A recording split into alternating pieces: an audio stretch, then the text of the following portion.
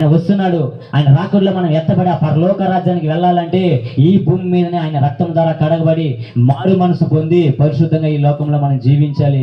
ఆ పరిశుద్ధత లేకపోతే మనము ఆ పరలోక రాజ్యానికి వెళ్ళలేము, ఆ యేసు ప్రభుని కలుసుకోలేము.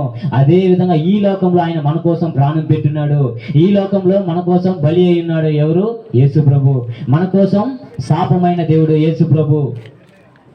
చాలా మంది ఉంటున్నారు. ప్రేమైన దేవుని బిడ్డలారా, మీరు అందరూ మారు మనసు పొందండి. ఆయన రాబోతున్నాడు. వాని క్రియలు చెప్పున ప్రతి వానికి నేను తీర్పు తీరుస్తానని యేసు చెప్తున్నాడు. మన క్రియ ఎలా ఉంది? పరిశుద్ధంగా ఉందా? పాపపు అలవాట్లు, పాపపు క్రియల్లో మన పాపపు అలవాట్ల వల్ల మన క్రియలు ఉందా? ఆలోచన చేసుకోండి.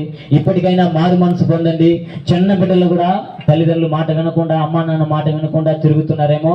ఖచ్చితంగా ఈ లోకంలో సాతాను అనేవాడు మనల్ని ఏమార్చి ఆ నరకంలో తోసివేస్తాడు. ఎవరైనా కానీ ఖచ్చితంగా మనం పుట్టినప్పటి నుంచి క్రైస్తవులుగా ఉండొచ్చు.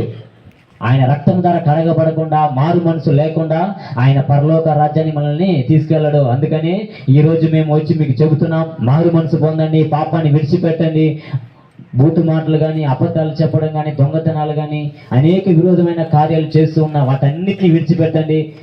యేసు ప్రభు దగ్గరికి వెళ్ళి ప్రార్థించండి. యేసయ్యా, నాకు నూతన జీవితాన్ని ఇవ్వండి ప్రభా, ఒక నూతన బ్రతుకుని ఇవ్వండి ప్రభా అని ఎప్పుడైతే మీరు ప్రార్థన చేస్తారో అప్పుడు మీ జీవితంలో గొప్ప అద్భుతం జరుగుతుంది. మాట చెబుతున్నాడు, ఇదిగో శాశ్వతమైన ప్రేమతో నేను ప్రేమిస్తున్నాను నా కుమారుడా, నా కుమార్తె అని యేసు ప్రభు చెబుతున్నాడు.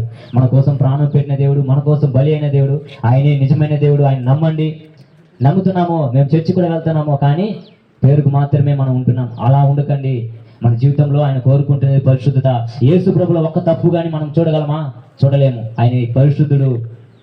ఈ లోకంలో ఆయన వంటి దేవుడు ఎవరు లేదు. చూచుచున్న దేవుడు, మాట్లాడే దేవుడు, మనల్ని కాపాడే దేవుడు, మనల్ని పోషించే దేవుడు, మనకి సమాధానాన్ని ఇచ్చే దేవుడు. అంత గొప్ప దేవుడిని మనం నమ్ముతున్నాం.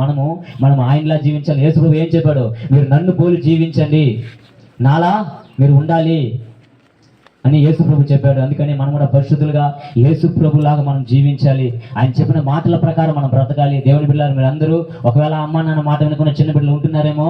సాతాను అనేవాడు మనల్ని ఏమార్చి ఖచ్చితంగా నరకంలో తోసివేస్తాడు.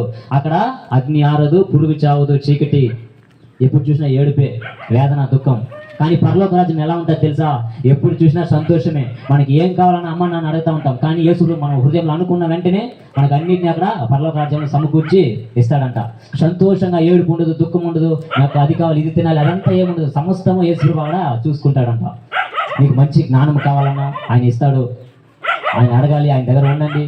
నిజమైన దేవుడు యేసు ప్రభు నమ్మండి. ఇప్పటికైనా మారు మనసు పొంది యేసు ప్రభు దగ్గర